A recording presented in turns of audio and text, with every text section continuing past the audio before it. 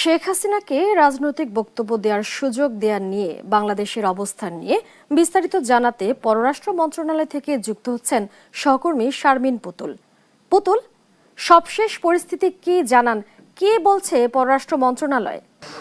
সালমা, এই মুহূর্তে পররাষ্ট্র মন্ত্রণালয় থেকে এখনো পর্যন্ত কোনো বিবৃতি বা কোনো কিছু আমরা জানতে পারিনি। তবে গত ৩রা আগস্ট পররাষ্ট্র উপদেষ্টা হুমায়ুন কবির এবং ভারতীয় হাইকমিশনারের সাথে যখন সাক্ষাৎ হয় তখন কিন্তু বাংলাদেশের পক্ষ থেকে বারবার বলা হয়েছিল যাতে শেখ হাসিনাকে তার বক্তব্য প্রদান করতে না দেওয়া হয়।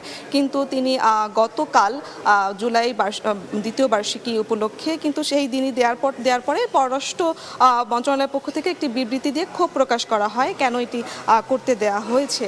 দণ্ডপ্রাপ্ত আসামি শেখ হাসিনাকে যখন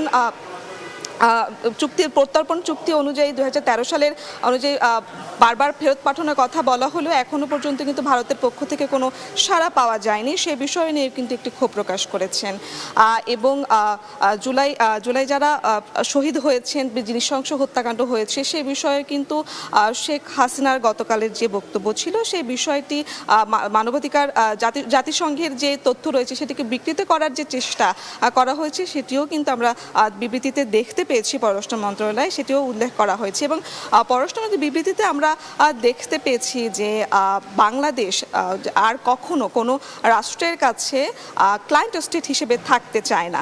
গত 15-16 বছর আওয়ামী আমলে যে ধরনের সম্পর্ক ভারতের সাথে ছিল সেই সম্পর্কের জায়গা থেকে বেরিয়ে আসতে চায় এবং বাংলাদেশ জুলাই যে চেতনা রয়েছে সেই চেতনাতে মাথা উঁচু করে বিশ্ব দরবারে উপস্থাপিত করতে চায়। এবং আমরা দেখেছি যে জানতে পারি এই শেখ হাসিনার যে বক্তব্যকে ঘিরে ভারতীয় হাইকমিশনারকে পররাষ্ট্র মন্ত্রণালয় তলব করতে পারে, কিন্তু কাছে এখনো পর্যন্ত কোনো তথ্য নেই। তবে হয়তো আমরা জানতে পারবো। তবে এই বিবৃতি নিয়েও কিন্তু এখনো পর্যন্ত কোনো প্রকার কোনো প্রতিক্রিয়া জানাননি এবং সে বিষয়ে আমরা হয়তো বা পরবর্তীতে আমরা জানতে পারবো বলে আশা করছি। সালমা, এই ছিল আমার কাছে সবশেষ।